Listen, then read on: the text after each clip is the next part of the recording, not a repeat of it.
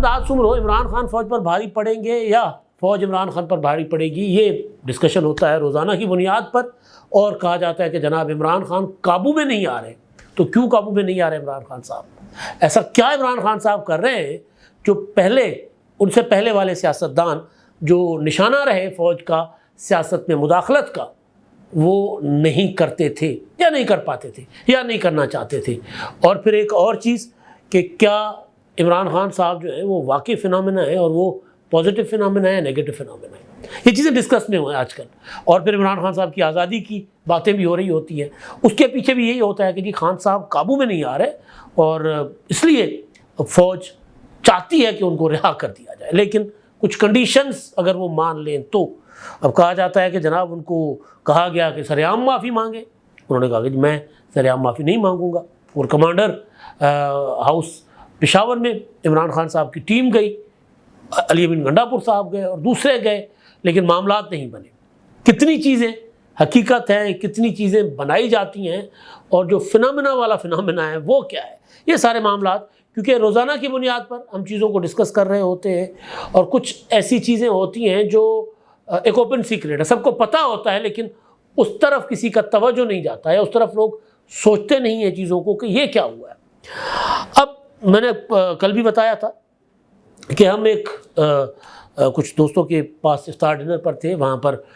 کچھ صحافی، کچھ بڑے دانشور، کالم نگار بیٹھے ہوئے تھے، تو یہ صورتحال ساری کا جائزہ لے رہے تھے، ہسٹری بھی اور حالات حاضرہ بھی، اور کچھ عرصہ پہلے بھی، یعنی آج کل جو موجود سیاستدان ہیں ان کا کنڈکٹ بھی، اور عمران خان صاحب کا کنڈکٹ بھی، اور پھر عمران خان صاحب سے کنڈکٹ سے نکو نک آئے ہمارے وہ طاقتور یعنی جرنیل بھی، کہ وہ جو ہے اس کو کیا سمجھ رہے ہیں ساری صورتحال کو۔ تو اب کچھ چیزیں جو ہیں وہ جہاں آ کر میرا خیال ہے فوج نے غلطی کر لی، یا جو پرانے ہمارے سیاستدان تھے ابھی بھی جو ہیں فیلڈ میں، جو وہ نہیں کرتے تھے، وہ چیزیں ہیں کیا؟ اب ایک تو یہ ہے کہ عمران خان صاحب جو ہیں ان کے لیے اپنی ذات سے بڑھ کر کچھ بھی نہیں ہے، کچھ بھی نہیں۔ دیکھیں لیڈر جو ہوتا ہے اگر اس کے اوپر گرفتاری آتی ہے تو وہ سیاست میں وہ سج دھج کے گرفتاریاں دیتے ہیں، گرفتاری اپنا جیل بھرو تحریکیں چلاتے ہیں۔ لیڈر کے پاس اگر آرڈر آ جائے عدالت کا، چاہے وہ مارشل لا کی عدالت ہو، چاہے وہ سویلین عدالت ہو، یعنی آئین کی عملداری اس وقت ہو یا آئین معطل ہو، لیکن اس وقت بھی اگر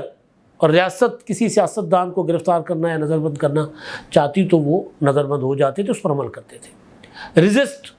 سیاسی طریقے سے کرتے تھے، جتھا بندی کے ذریعے نہیں کرتے تھے۔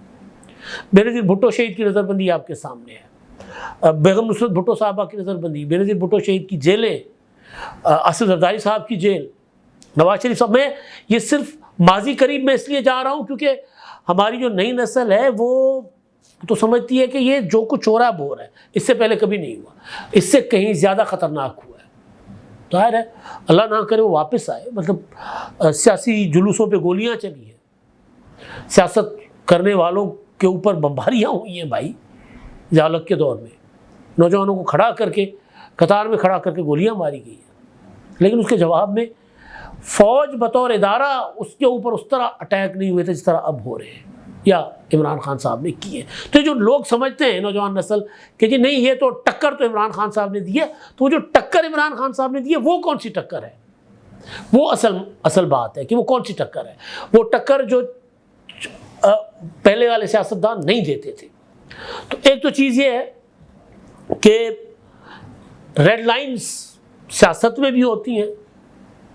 معاشرت میں بھی ہوتی ہیں، معیشت میں بھی ہوتی ہیں، آپ کے گھر گرہستی میں بھی ہوتی ہیں، کہ آپ اپنی یاری دوستی میں بھی ہوتی ہیں کہ یار یہ ہماری ریڈ لائنز ہیں، ان کے اندر رہ کے ہم نے چلنا ہے، اس سے باہر نہیں جا سکتے ہم۔ خان صاحب کے لیے آپ کو یاد ہوگا وہ نعرہ کہ عمران خان ہماری ریڈ لائن ہے، پی ٹی آئی کا یہ نعرہ تھا، عمران خان صاحب نے خود یہ دیا تھا، اور وہ خود اپنے ٹویٹر ہینڈل سے ٹویٹ کرتے تھے کہ اگر کوئی گرفتار کرنے عمران خان صاحب کو آئے گا تو ان سے اینٹ بجا دیں گے، وہ واپس صحیح سلامت نہیں جائیں گے، یہ ٹویٹس ہوا کرتے تھے۔ پہنچو بنی گالا پہنچو،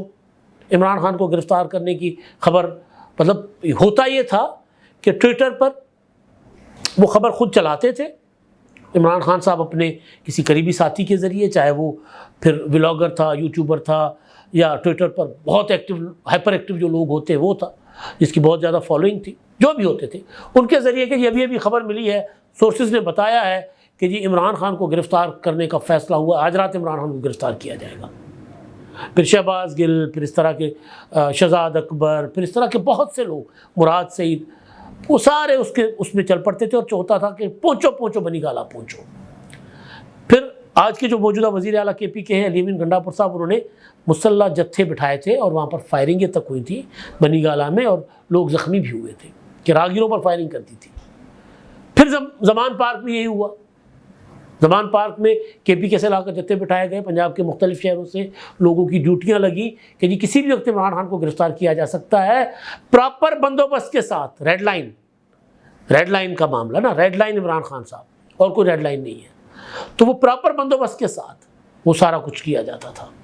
اور پھر عمران خان صاحب کا ٹارگٹ کون ہوتے تھے؟ جرنیل، army chief, D G I S I, D G C. پھر عمران خان صاحب جو ہیں وہ ریڈ لائنز کراس کرتے تھے جو کبھی کسی سیاستدان نے نہیں کی۔ اس کا مطلب یہ قطعاً نہیں تھا کہ وہ سیاستدان ڈرتے تھے،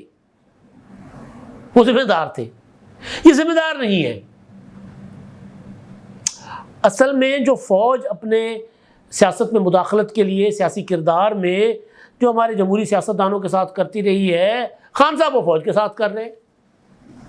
یہ فرق ہے۔ تو اس وجہ سے وہ ان کی جو اپنا عمران خان صاحب کی کوئی ریڈ لائن نہیں ہے، اور کیونکہ ان کے لیے عمران خان یہ ان کا اصول ہے، تو پھر وہ ان کے لیے آئین کچھ نہیں ہے۔ اگر عمران خان کے لیے آئین کچھ ہوتا تو 3 اپریل نہ ہوتا، اگر عمران خان کے لیے آئین کچھ ہوتا تو وہ یہ نہ کہتے کہ جی میں جا کر دھرنا دے رہا ہوں، لوگوں کو لے کر جا رہا ہوں، وزیر اعظم ہاؤس میں گھس کر نواز شریف کو گردن سے پکڑ کر باہر نکالوں گا، پھر وہ کچھ نہ ہوتا۔ اگر عمران خان صاحب کے لیے آئین کچھ ہوتا تو وہ پرملا ایک بار نہیں 20 بار یہ نہ کہتے کہ جی میں نے تو مذاکرات فوج کے ساتھ کرنے، میں نے جنرل کے ساتھ مذاکرات کرنے، جو کچھ کرنا ہے میں نے آرمی چیف کے ساتھ بیٹھ کر کرنا۔ اس کے برعکس ریسنٹلی جو 2019 کے بعد پی ڈی ایم بنا تھا اور اس کی تحریک تھی، اس میں تقریریں اٹھا کر دیکھ لیں، باوجود اس کے کہ نواز شریف، مولانا فضل الرحمان اپنا کھلے عام نام لیتے تھے، بلاول بھٹو زرداری یا دیگر لیڈر جو تھے وہ ذرا لگے لپٹے الفاظ میں فوج کو حالات کا ذمہ دار قرار دیتے تھے، لیکن ایک جملہ سب کا متفقہ ہوتا تھا، وہ یہ ہوتا تھا کہ جناب آپ پیچھے ہٹ جاؤ، ہم اس کو دیکھ لیں گے، عمران خان صاحب کو ہم دیکھ لیں گے، فوج سیاست سے پیچھے ہٹ جائے، مداخلت بند کر دے۔ یہ کیا کہتے ہیں؟ یہ کہتے ہیں نہیں مداخلت کریں، میرے لیے کریں، میرے ساتھ مذاکرات کریں، میں بیٹھنے کو تیار ہوں۔ تو یہ وہ پوائنٹ ہے کہ خان صاحب جو ہیں وہ ریڈ لائن انہوں نے ساری کراس کر دی ہوئی ہے۔ پھر وہ پریشر میں لانے کے لیے کوئی بھی بات جھوٹی سچی کہہ دیتے۔ فرض کرتے کہ پی ڈی ایم کی جب تحریک تھی اور تحریک عدم اعتماد پیش ہوئی تھی تو اس وقت خان صاحب نے بلایا، آرمی چیف وزیر اعظم تھے، آرمی چیف کو اور ڈی جی آئی ایس آئی کو کہ مجھے ریسکیو کرو، مجھے اس تحریک عدم اعتماد سے بچاؤ، اور اس پر خان صاحب نے آپشن دیے کہ تحریک عدم اعتماد یہ واپس لے لیں، میں ریزائن کر اسمبلیاں توڑ دیتا ہوں اور نئے الیکشن کروا لیتا ہوں، اور اس طرح کی 2-3 آپشنز تھیں۔ تو خان صاحب کی وہ آپشنز جا کر آرمی چیف نے اور ڈی جی آئی ایس آئی نے اپوزیشن کے سامنے رکھی، خبر باہر آ گئی کہ جی اپوزیشن نے وہ آپشنز مسترد کر دی۔ خان صاحب نے کہا نہیں وہ آپشنز میری نہیں تھیں، مجھے باجوہ نے کہا تھا کہ یہی آپشنز ہیں، مجھے آپ اپنا آرمی چیف مجھے توسیع دے دیں تو میں یہ آپ کی تحریک عدم اعتماد واپس کروا دیتا ہوں، یا پھر یہ پہلے کہا شروع میں کہ نہیں وہ آپشن تو اپوزیشن نے آرمی چیف کے ذریعے بھیجی تھی۔ پہلی بات تو یہ ہے کہ وزیر اعظم ایک سیاستدان اگر ہیں تو وہ سیاستدانوں سے مذاکرات کے لیے آرمی چیف کو کیوں بھیج رہے تھے؟ کیونکہ وہ سیاستدان نہیں ہے، کیونکہ وہ آئین پر یقین نہیں رکھتے، وہ آئین کو صرف استعمال کر رہے ہیں جب وہ پھنسے ہوئے ہیں۔ جب وہ حکومت میں تھے تو روزانہ کہتے تھے کہ یہ تو جمہوریت ہی غلط ہے، یہ جمہوریت بنیاد مسئلے کی جڑ ہے، مسائل کی، یہ ہر 5 سال بعد ہونے والے انتخابات مسائل کی جڑ ہے، تو بیسک چیز جو ہے کہ وہ فنومینا جو ہے عمران خان صاحب، وہ فنومینا اس لیے ہے کہ پاکستان کی فوج کا جو دفاعی کردار ہے وہ کردار کمزور نہ ہو، اس لیے ہماری لیڈرشپ نے جنازے اٹھائے، پھانسیاں برداشت کی، بم دھماکوں میں شہادتیں لی، لیکن انہوں نے کہا کہ یار فوج کے سیاسی کردار کے اوپر چلیں، ہم کر لیتے ہیں بات، لیکن اگر ہم فوج کو بہت زیادہ رگے دیں گے، ہم جرنیلوں کو فوج کا مطلب ہے، تو ظاہر ہے فوج کمزور ہوگی، فوج کمزور ہوگی تو پھر ہمارا عاشر افغانستان جیسا ہوگا، شام جیسا ہوگا، عراق جیسا ہوگا۔ یہ بات آصف زرداری ایک بار نہیں 20 بار کہہ چکے تھے بطور صدر کہ بھائی ہم 20-22 کروڑ کا ملک ہیں، انٹرنیشنل جو قوتیں ہیں یا ہمارے جو ملک دشمن قوتیں ہیں وہ ہمیں فوج سے لڑانا چاہتی ہیں، ہم نہیں لڑیں گے۔ ان کو یعنی جرنیلوں کو اگر یہ نہیں متنا، ان کو اگر یہ سمجھ نہیں آ رہی کہ وہ کیا کر رہے ہیں، تو ہمیں سمجھ آ رہی کہ ہمیں کیا کرنا ہے۔ یہ بات اگر آج کے جرنیلوں کو سمجھ نہیں آ رہی تو عمران خان کو بھی نہیں آ رہی۔ فرق یہ ہے کہ آج اگر کوئی یہ سمجھتا ہے کہ جرنیل جو ہیں وہ عمران خان کے ساتھ زیادتی کر رہے ہیں، تو عمران خان کو بھی یہ سمجھ نہیں آ رہی کہ وہ جو کچھ کر رہے ہیں اس سے فوج کا دفاعی کردار کتنا کمزور ہوگا۔ تو یہ بات ہے جو عمران خان کو ایک فنامنا کے طور پر لوگ کہہ رہے ہیں کہ یہ ایک فنامنا ہے۔ بینظیر بھٹو شہید نے کئی بار کہا کہ میرے لیے بہت آسان تھا کہ میں 1986 میں آئی تھی، 30 لاکھ سے زیادہ لوگ تھے، میں لوگوں کو کہتی کہ یہ چھاونی ہے جی چلیں، لیکن میں نے اس لیے یہ نہیں کیا کیونکہ پاکستان کا دفاع مجھے زیادہ عزیز تھا اپنی سیاست اور اپنے ذاتی انتقام سے، اس لیے انہوں نے نعرہ لگایا تھا جمہوریت بہترین انتقام ہے۔ یہاں یہ نہیں ہے۔ ذوالفقار علی بھٹو شہید کے لیے بڑا آسان تھا کہ جہاں انہوں نے عدالتی بیان میں FIM اسیسینیٹڈ جو تھا ان کی شکل میں چھپا ہے، اس میں انہوں نے ضیاء الحق کے جو پولیٹیکل یا جو سیاسی کردار ہے فوج کا، جہاں اس میں انہوں نے اس پہ بات کی تھی، وہ بنگلہ دیش والے معاملات پر بھی بات کر لیتے۔ مطلب حمود الرحمان کمیشن ہمارے جیسے تنقید کرتے ہیں کہ کیوں نہیں سامنے آئی تھی، لیکن اس کے پیچھے جو ان کا سیاسی مصلحت تھی وہ یہی تھی۔ انہوں نے کہا کہ جی پھر پاکستان پر مزید 4 حصوں میں تقسیم ہو جاتا تو رہنا ہی نہیں تھا۔ پھر ان کو جب شہید کر دیا ایک جرنیل نے، تو اس کے بعد ان کی صاحبزادی نے کہا کہ جی میں مطلب اپنے والد کا انتقام نہیں لوں گی، میں جمہوریت کے ذریعے انتقام لوں گی۔ نواز شریف، انہوں نے 2 بار ان کی حکومت ختم ہوئی، 2 بار جیل میں گئے، 2 بار جلاوطن ہوئے، لیکن انہوں نے بار بار کہا کہ میرے سینے میں بہت راز دفن ہے، میں نہیں بات کروں گا۔ کرگل کیا پرویز مشرف نے، بھگتا نواز شریف نے۔ یہاں وہ نہیں ہے۔ یہاں یہ ہے کہ آج جنرل قمر جاوید باجوہ نے اختلاف کیا، اور اختلاف سے پہلے جنرل قمر جاوید باجوہ کیا تھے؟ دنیا کی تاریخ سے سب سے بڑے جمہوریت پسند جرنیل، اور اختلاف کے بعد جنرل پرویز یا جو سیاسی کندھا فراہم کرنے سے انکار کرنے کے بعد جنرل قمر جاوید باجوہ کیا بنے؟ جنرل قمر جاوید باجوہ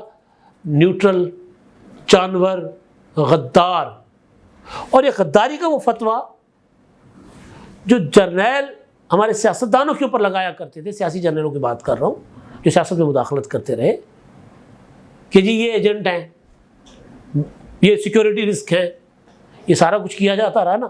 وہی الزام عمران خان نے جرنیلوں پر لگانا شروع کر دیے۔ باجوہ غدار ہے، باجوہ امریکہ سے ملا ہوا ہے، امریکہ کا ایجنٹ ہے۔ تو یہ وہ ساری چیزیں تھیں جو عمران خان، جو ساری چیزیں ہیں کہ جو ہمارے سیاستدانوں نے نہیں کی، کیونکہ وہ یہ سمجھتے تھے کہ اپنے سیاسی مطلب ہوتا ہے نا پاپولیرٹی، عمران خان صاحب کی پوری سیاست جو ہے وہ مقبولیت کے اوپر بیس کرتی ہے کہ مجھے مقبول رہنا ہے۔ بھیجتے ہیں لوگ کور کمانڈر ہاؤس پشاور، وہاں بات نہیں بنتی، آرمی چیف کے اوپر سخت بیان داغ دیتے ہیں۔ تو یہ وہ چیزیں ہیں کہ جو ایک الگ عمران خان صاحب ایک الگ سیاستدان کے طور پر ہمیں دکھاتی ہے۔ جو ہمارے عام سیاستدان ہیں وہ کسی بھی روپ میں سیاست، چاہے وہ عوامی نیشنل پارٹی جن کے اوپر طرح طرح کی تہمتیں لگیں، لیکن انہوں نے کبھی یہ نہیں کیا، چاہے وہ علیحدگی پسند نہیں، لیکن جو وفاقی سیاست کرنے والے قوم پرست کسی بھی صوبے سے، انہوں نے ایسی باتیں نہیں کی، یہ کر رہے ہیں۔ غداری کے تمغے بھی دے رہے ہیں، اپنے سیاسی مخالفین کو بھی غدار کہہ رہے ہیں،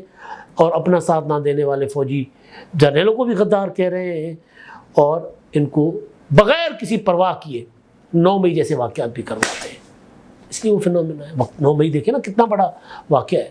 کسی اور سیاسی جماعت نے کبھی سوچا؟ نون لیگ کے دور میں سپریم کورٹ پر ذرا چڑھائی ہوئی تھی، تو آج تک نون لیگ اس پر نہ صرف پچھتا رہی ہے بلکہ اس کو پوری کوشش کرتی ہے کہ اس کو ڈسون کیا جائے۔ یہ ڈسون بھی نہیں کرتے، جہاں پھنستے ہیں کہتے ہیں کہ CCTV فوٹیجز دیکھا ہے۔ تو یہ جو طرز سیاست ہے نا، یہ ظاہر ہے باقی سیاستدان تو ذمہ داری کا مظاہرہ کر رہے ہیں، یہ نہیں کر رہے، لیکن یہ ان کے لیے بھی یہ فنومینا ان کو بھی گلے پڑے گا، اور جو سمجھتے ہیں کہ یہ فنومینا عمران خان صاحب کو ابھی مقبول کیے ہوئے ہے اور کل کو عمران خان صاحب کو فائدہ دے گا، وہ سب سے بڑے دشمن ہیں، چاہے وہ عمران خان کے مشیر ہیں، چاہے وہ عمران خان صاحب کی پارٹی کے لوگ ہیں، چاہے اس بنیاد پر عمران خان کے حق میں تالیاں بجانے والے ہیں۔ اب تک کے لیے اتنا ہی، اللہ حافظ۔